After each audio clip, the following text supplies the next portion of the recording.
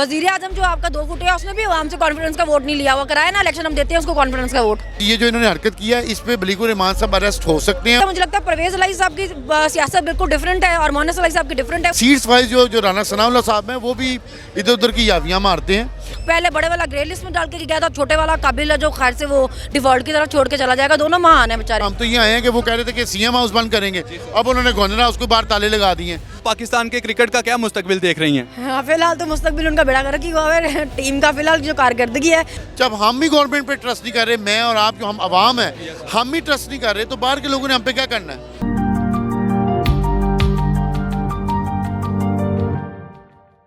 अस्सलाम वालेकुम नाजरीन, मेरे साथ इस वक्त पीटीआई की बड़ी जोशीली कारकुन सनम जावेद खान साहिबा मौजूद हैं। अस्सलाम वालेकुम। वालेकुम अस्सलाम। मैम, राना सनाउल्लाह कहते हैं कि परवेज़ इलाही ने कॉन्फिडेंस का वोट नहीं लिया, इसलिए ये गैर आईनी वज़ीर आला हैं, तो आप क्या कहती हैं? वो तो वजीर आजम जो आपका 2 फुट है उसने भी हमसे कॉन्फिडेंस का वोट नहीं लिया हुआ, कराया ना इलेक्शन, हम देते हैं उसको कॉन्फिडेंस का वोट। मैम, आप गवर्नर पंजाब बलीगुर रहमान को क्या मैसेज देंगे? मैं उनको ये कहना चाहूँगी गवर्नर हाउस बंद करने से कुछ नहीं होता इस तरह। ऐसे ऐसे बच नहीं सकते आप इलेक्शन से ना। इलेक्शन तो आपको करवाने पड़ेंगे, 1 दिन 2 दिन 4 दिन अदालत में चला जाएगा, फिर क्या होगा? बस फिर क्या मतलब तमाशा। मैम, इलेक्शन क्यों नहीं करवा रहे ये? उनको पता है वो हार जाएंगे, मुझे पता था मैं हार जाऊंगी। ज़िमनी इलेक्शन में इतनी जलील होकर आ रही होती तो मैं भी आगे ना कराती। मैम, ये बताइएगा कि जो इस वक्त मुल्क के इकोनॉमी के हालात हैं, क्या लगता है आपको कि पाकिस्तान डिफॉल्ट कर चुका है? सुन तो यही रहे हैं, कर चुका है। जिस तरह कारखाने फैक्ट्रीज बंद हो रही हैं, जिस तरह लोगों की नौकरियां जा रही हैं, जिस तरह पास पैसा कोई नहीं, खजाना खाली हो रहा है। सुन तो यही रहे हैं, ये मान नहीं रहे हैं ये लोग, मगर सुनने में तो यही आ रहा है। 6-8 महीने में इन्होंने मुल्क को डिफॉल्ट की तरफ ले गए हैं। तो मैम, ये कितना मुश्किल होगा पीटीआई के लिए जब पीटीआई की गवर्नमेंट आएगी? देखिए, पहले भी जब पीटीआई की गवर्नमेंट आई थी तो जो इसका बड़ा भाई था नालायक, वो ग्रे लिस्ट में पाकिस्तान को वही डालकर गया था। उसी के कारनामों की वजह से ग्रे लिस्ट में पाकिस्तान था। तब भी पीटीआई ने आके सारी कंडीशंस उनकी पूरी की थी, तो अब ग्रे लिस्ट में से निकला है ना।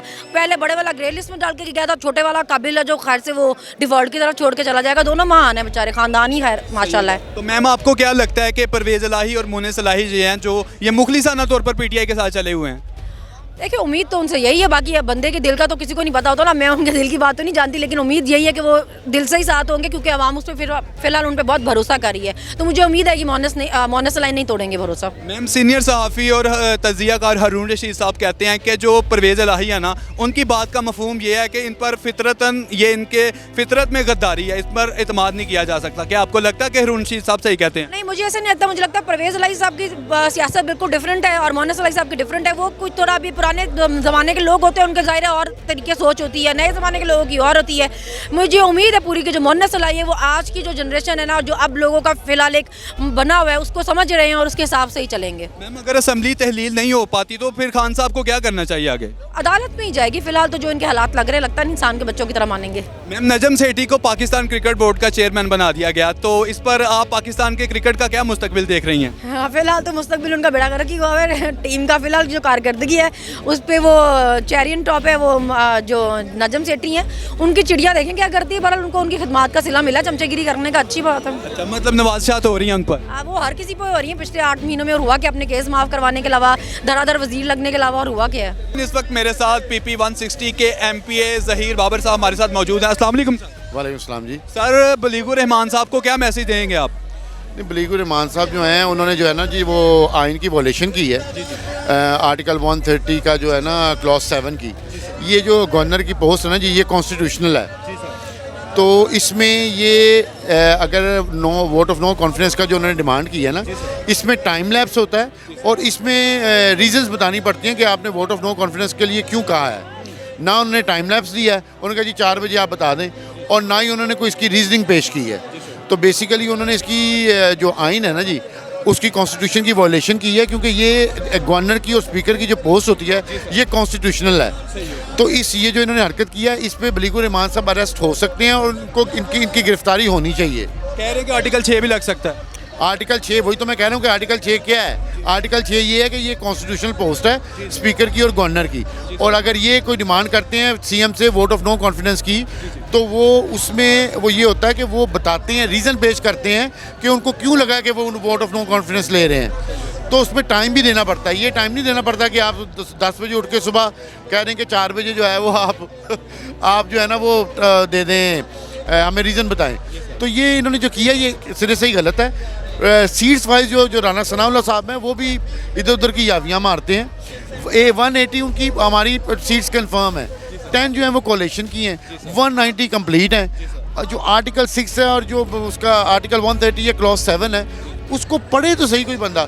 उसमें ये चीज़ें हैं कि ये जो काम गवर्नर साहब कर रहे हैं ये कर ही नहीं सकते, इस पर ये अरेस्ट हो सकते हैं। वो बिल्कुल उल्टा कर रहे हैं और बेवकूफ़ों वाली हरकतें कर रहे हैं। तो सर ये क्यों कर रहे हैं गवर्नर साहब ऐसे? ये अब इम्पोर्टेड हुकूमत को उन्होंने किसी ना किसी तरह तो सेफ साइड देनी है ना, जो कि हो नहीं सकता। हम तो ये आए हैं कि वो कह रहे थे कि सीएम हाउस बंद करेंगे, अब उन्होंने गवर्नर हाउस को बाहर ताले लगा दिए हैं। तो ये जो वो कहते हैं उसका उल्ट हो जाता है। राणा साहब चले ही हुए हैं, इस्लामाबाद से अभी पहुँचे नहीं हैं। अच्छा, राना सनाउल्लाह साहब कहते हैं कि परवेज़ इलाही साहब ने जो कॉन्फिडेंस का वोट है वो नहीं लिया, तो इसलिए ये गैर आईनी वज़ीर आला। आपको क्या लगता है, सही कह रहे हैं? राना साहब तो बोंगियाँ मारते हैं, उनको समझ नहीं होती। आधा टाइम तो वो सोए होते हैं, उनको समझ नहीं आ रही होती। जितनी बेवकूफ़ियाँ और ये जो हरकतें राना सनाउल्लाह साहब ने की हैं, ये तो कोई कर ही नहीं सकता। उनको समझ नहीं आ रही थी। वो क्या करते हैं कि जी वो आइन का पढ़ा ही नहीं है, लोगों को बेवकूफ़ बनाने की बात है। कोई आर्टिकल 130 क्लॉज 7 पढ़ ले तो बिल्कुल क्लियर पता चल जाता है कि क्या है और क्या नहीं है। तो वो राना साहब तो लोगों को बेवकूफ़ बना रहे हैं। अब उनके पास कोई डॉलर्स है नहीं, उस पर कोई बात नहीं कर रहा। गरीब के साथ क्या हो रहा है उस पर कोई बात नहीं कर रहा। बिजली का क्या उस पर कोई बात नहीं कर रहा। गैस क्या है उस पर कोई बात नहीं कर रहा। हेल्थ सर्विसेज में डेंगू क्या कर रहा है उस पर कोई बात नहीं कर रहा। सर आपको क्या लगता है कि पाकिस्तान इस वक्त डिफ़ॉल्ट कर चुका हुआ है या करने वाला है? देखिए, पाकिस्तान डिफ़ॉल्ट अल्लाह ना करे लेकिन हम उस नीच पे आ चुके हुए हैं। जो प्रैक्टिकल बात है वो बेसिकली होनी चाहिए कि हम उस नीच पे आ चुके हैं, क्योंकि हमारे पे कोई ट्रस्ट ही नहीं कर रहा। जब हम ही गवर्नमेंट पे ट्रस्ट नहीं कर रहे, मैं और आप जो हम आवाम है हम ही ट्रस्ट नहीं कर रहे, तो बाहर के लोगों ने हम पे क्या करना है? मतलब ये ओपन एंड शट केस हो गया हुआ है ना। कोई हमसे ट्रेड नहीं कर रहा, कोई हमसे बिजनेस नहीं कर रहा। मैं पाकिस्तान तरीके इंसाफ का जी 2004 से वर्कर हूँ। मैं बेसिकली बिज़नेस के सिलसिले में मेरी ट्रैवलिंग रहती है। मैं यूके से पढ़ के आया हूँ, मेरी ग्रेजुएशन मास्टर्स यूके से है और बिज़नेस हमारे जो हैं वो सारे बाहर हैं। खान साहब के लिए सिर्फ इधर आए हैं, पाकिस्तान के लिए आए हैं, उसके बाद खान साहब के लिए आए हैं और पाकिस्तान की आवाम के लिए आए हैं, खिदमत करने के लिए आए। खिदमत करने के लिए आए। सही होगा। सर परवेज़ इलाही और मोहनिस इलाही को लेकर आपको क्या लगता है कि ये पीटीआई के साथ मुखलिस हैं या नहीं हैं?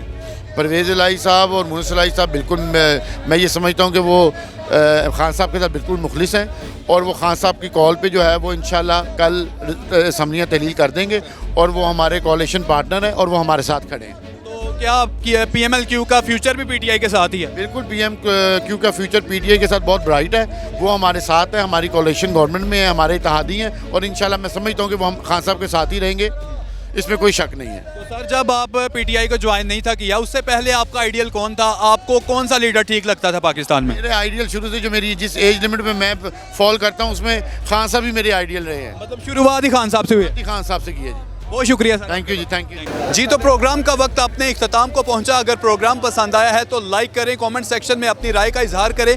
आज के प्रोग्राम से अपने मेज़बान तलहा सुलहरी को दीजिए इजाज़त। आपसे मुलाकात होगी अगले प्रोग्राम में, तब तक के लिए अल्लाह निगहबान।